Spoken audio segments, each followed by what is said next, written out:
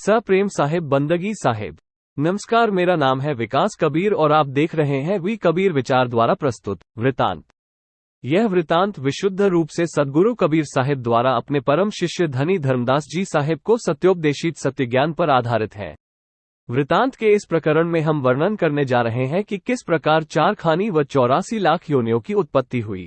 कबीर साहब धर्मदास जी से कहते हैं कि माया गायत्री का आपस में श्राप देने का द्वंद्व पूरा हो गया, तब काल निरंजन और माया द्वारा संसार की रचना हुई। 84 लाख जीव जन्म की योनियों का ताना बाना रचा गया तथा इन योनियों को अज, पिंडज, उष्मज तथा स्थावर इन 4 खानियों में 4 प्रकार की जीवन धारा का निर्माण हुआ।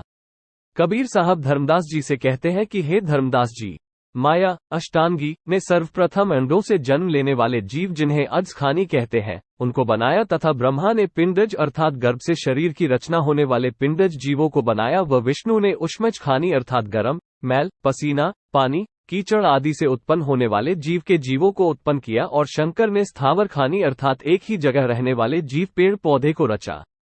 इस प्रकार 4 खानी को रचकर जीवों को इन योनियों के बंधन में डाल दिया। इसके बाद पिंडज खानी के जीवों द्वारा खेती होने लगी तथा करने वाले को लोग परमात्मा मानने लगे और सत्य पुरुष को भूल गए। इस प्रकार 4 खानियां क्रमशः अज, पिंडज, उष्मज तथा स्थावर को बनाकर चारों दिशा क्रमशः पूरब, पश्चिम, उत्तर व दक्षिण में इन जीवों की 4 खानियों को फैलाया गया। कबीर साहब धर्मदास जी से कहते हैं कि हे धर्मदास, इस कथा को हृदय में धारण करो।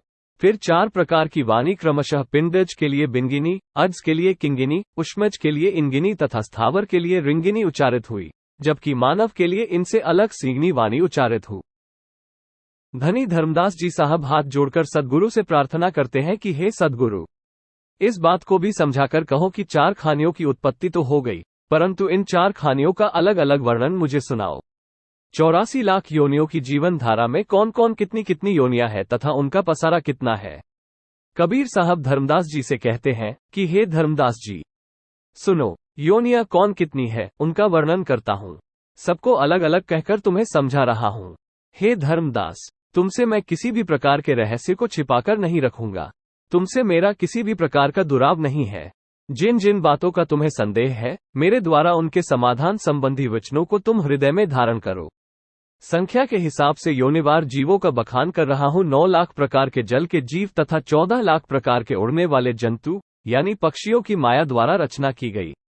फफूंद पतंगे आदि छोटे मोटे कीड़े 27 लाख तथा 30 लाख स्थायी पेड़ पौधे माया द्वारा रचे गए। पशु योनि 10 लाख प्रकार की माया द्वारा रची गई। हे धर्मदास, निश्चित रूप से मेरे वचनों पर विश्वास करो। 4 लाख प्रकार की मनुष्य योनियों का प्रादुर्भाव हुआ और मनुष्य योनि सब योनियों में श्रेष्ठ तथा प्रमुख रूप से माया द्वारा रची गई।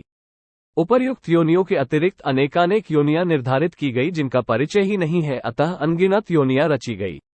जीव अपने अपने सकौम कर्मों द्वारा संसार में जन्मते व मरते रहते हैं तथा इन योनियों में चक्कर लगाते रहते हैं। धर्मदास सद्गुरु कबीर साहब के श्री चरणों में नतमस्तक होकर कहते हैं कि हे प्रभु, आप मुझे भली भांति समझाओ। संसार के समस्त जीव एक समान होते हुए भी जीवों का ज्ञान एक समान क्यों नहीं है? हे साहिब, इसका मुझे सही कारण बतलाइए। जीवों में ज्ञान की असमानता का कारण मुझे समझा दीजिए, जिससे मेरे हृदय का संदेह समाप्त हो जाए।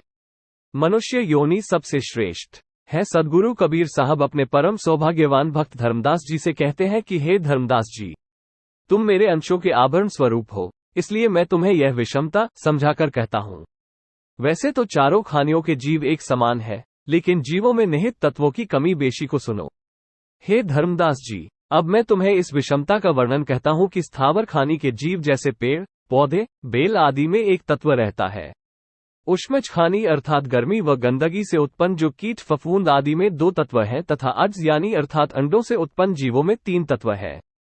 पिंडज अर्थात गर्भ में उत्पन्न होने वाले जीवों में 4 तत्व विद्यमान है, परंतु मनुष्य की देह में 5 तत्व विद्यमान है। इसलिए ही तो मनुष्य ज्ञान, बुद्धि, विवेक, विचार का अधिकारी है। मनुष्य देह में ज्ञान, बुद्धि, विवेक, विचार होने से मनुष्य सत्य पुरुष के भक्ति मार्ग का अनुसरण करता है। वृतांत के इस एपिसोड में इतना ही। इसके अतिरिक्त यदि आप इस विषय में अपनी कोई बात, राय या सुझाव हमसे साझा करना चाहते हैं तो कमेंट बॉक्स में अवश्य कीजिएगा। इन्हीं शब्दों के साथ बहुत बहुत धन्यवाद। सप्रेम साहिब बंदगी साहिब।